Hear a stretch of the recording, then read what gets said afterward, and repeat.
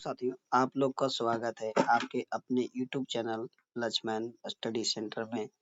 हम आज एग्जाम के लिए NTPC, group D, SSC, patwari, state exam, BPSC, दरोगा के लिए महत्वपूर्ण टॉपिक पॉलिटी उठाए हैं। पॉलिटी में आज पढ़ना है संविधान के स्रोत। संविधान के स्रोत क्या है? क्योंकि संविधान के स्रोत समझना इसलिए जरूरी है कि बिना संविधान के स्रोत समझे बिना संविधान समझना आसान नहीं होता है। स्रोत को देखिए, आप लोग 10 मिनट में देख सकते हैं। यहाँ से 2 नंबर आप लोगों का पक्के हो जाएंगे। संविधान के मूल विचारों पर किसी देश के पेटेंट नहीं है। इसमें अच्छे विचारों को लिया जा सकता है। ये किसने कहा? भीमराव अम्बेडकर ने कहा। चलिए आगे आप लोग को बताते हैं। बारी बारी से आप लोग देखते चलिएगा। स्लाइड नंबर 1 कराए संविधान के स्रोत कौन कौन से है। देखिए, सबसे पहले हम बात करते हैं यहाँ पर संविधान के स्रोत। दुनिया भर के संविधान को बारीकी से परखने के बाद बाबा साहेब भीमराव अम्बेडकर ने भारतीय संविधान का मसौदा तैयार किया। भारतीय संविधान के अनेक देशी और विदेशी स्रोत है। तो देशी स्रोत कौन कौन सा है, विदेशी स्रोत कौन कौन सा? पहले इसके बारे में आप लोग को बात बता देते हैं, ठीक है ना। इसके बाद हम और आगे बताएंगे। देखिए, देशी स्रोत में क्या क्या आ सकता है। तो देशी स्रोत में बात किया गया, भारतीय संविधान पर सबसे अधिक प्रभाव भारतीय शासन अधिनियम 1935 का है। कितना का है? 1935 का। इसके बाद भारतीय संविधान के 395 अनुच्छेदों में से लगभग 250 अनुच्छेद इसी में से लिए गए हैं। कब का? तो भारत शासन अधिनियम 1935। ठीक है, यहाँ तक आप लोग को कोई दिक्कत नहीं होना चाहिए। 1935, ठीक है, 1935। अब विदेशी स्रोतों का हम बताते हैं। तो विदेशी स्रोत America, Britain, Australia, Ireland, Germany, Canada, दक्षिण अफ्रीका, रूस, जापान। एक बार आप लोग को फिर से याद कराना चाहेंगे। देशी स्रोत भारतीय शासन अधिनियम 1935 का है से लिया गया है, जिसमें 395 अनुच्छेद में से 250 अनुच्छेद हमारा उन्हीं से लिया गया है। ठीक है, इसके बाद हम चलते विदेशी स्रोत। विदेशी स्रोत में अमेरिका पहला नंबर, दूसरा number Britain, Australia, Ireland, Germany, Canada, दक्षिण अफ्रीका, रूस, जापान इत्यादि। आगे आप बात करते हैं। देखिए, आप लोग का चैनल बता देते हैं, लक्ष्मण स्टडी सेंटर है। अंत में 2.0 लगा दीजिएगा। संविधान के मूल विचारों पर किसी देश का पेटेंट नहीं है, ये भीमराव अम्बेडकर कहते हैं। बात पहले बता चुके हैं। भारतीय संविधान के विदेशी स्रोत कौन कौन से है। संसदीय प्रणाली, पहले देखिए ब्रिटेन से लिए गए क्या क्या, जो पहले बताते हैं।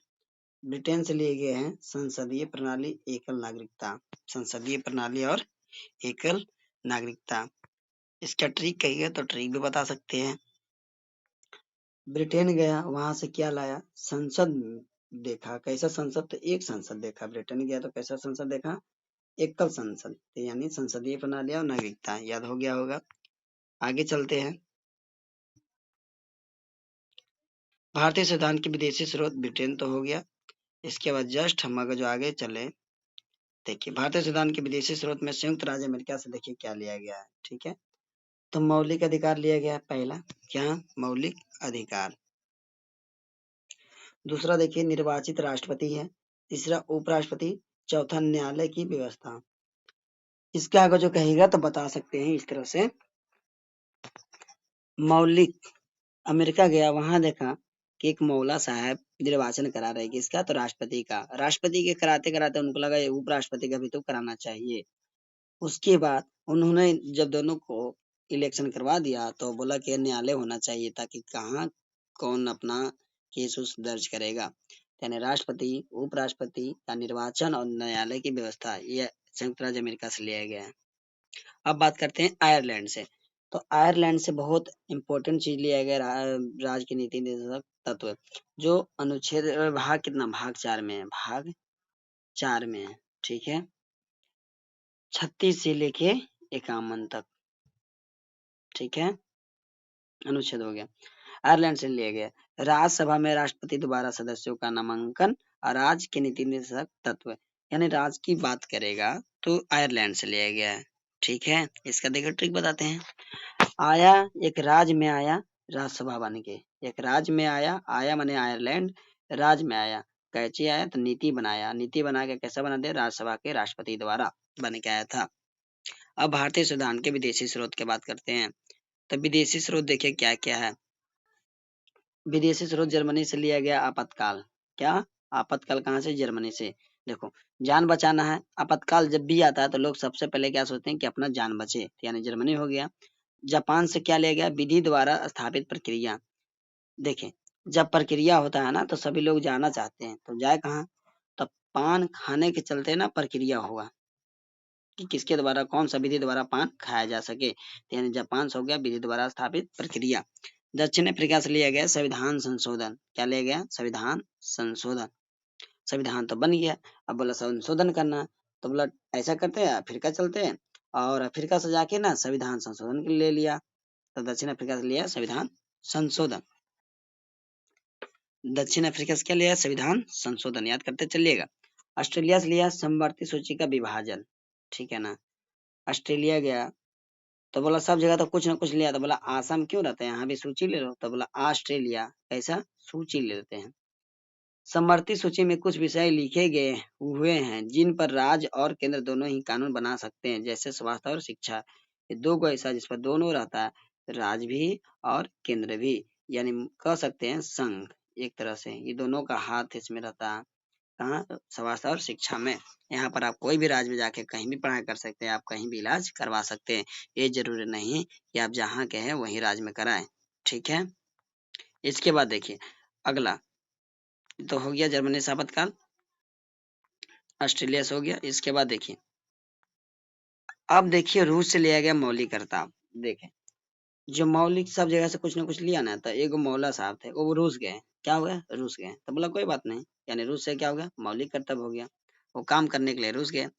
स्वर्ण सिद्ध समिति की सिफारिश पर वर्ष 1976 में 42वें संविधान संशोधन, कैमा संविधान संशोधन, 42वें संविधान संशोधन द्वारा मौलिक कर्तव्यों को संविधान में शामिल किया गया। मौलिक कर्तव्य को कम शामिल किया गया, तब 42वां संविधान संशोधन 1976 में शामिल किया गया। किसको? मौलिक कर्तव्य को। किसकी समिति पर? स्वर्ण सिद्ध समिति की सिफारिश पर। देखिए इसमें क्या क्या मौलिक कर्तव्य था। पहला था मौलिक कर्तव्य संविधान का पालन करे और उसके आदर्शों, संस्थाओं, राष्ट्रध्वज एवं राष्ट्रीय गान का आदर करे। दूसरा था सार्वजनिक संपत्ति को सुरक्षित रखे और हिंसा से दूर रहे। सार्वजनिक संपत्ति को सुरक्षित रखे और हिंसा से दूर रहे, यानी कहने का मतलब है अगर जो कोई जगह जैसे मान लीजिए कहीं स्कूल है तो उसको सुरक्षित रखना है और हिंसा से दूर रहना है। उसके पहला कहा गया संविधान का पालन करना, जो भी हमारा संविधान बना है इसीलिए बोला जाता है भारत का राष्ट्रीय बुक होता है संविधान। तो उसके आदर्शों को, संस्थाओं को, राष्ट्रध्वज को, राष्ट्रीय गान का आदर करे, ना कि अनादर करे। भारत की संप्रभुता, एकता और अखंडता की रक्षा करे। क्या क्या? संप्रभुता, एकता और अखंडता की रक्षा करे, उसे अनुछन भी रखे। ठीक है, मौलिक कर्तव्य के बाद अब देखिए आप लोग का यहाँ तक समाप्त हो गया। आज आप लोग को उम्मीद होगा कि अच्छा से याद हुआ होगा। विदेशी स्रोत लिए गए थे, लक्ष्मण स्टडी सेंटर है। आप लोग को अगर अच्छी लगे तो लाइक कर दीजिएगा और शेयर भी करिएगा और कमेंट बताइएगा, अगर कहीं गलती है तो बताइएगा, फिर से इसी तरह वीडियो बनाया जाएगा। ये पार्ट 1 है। जय हिंद, जय भारत। आपका पहला चैनल है लक्ष्मण स्टडी सेंटर।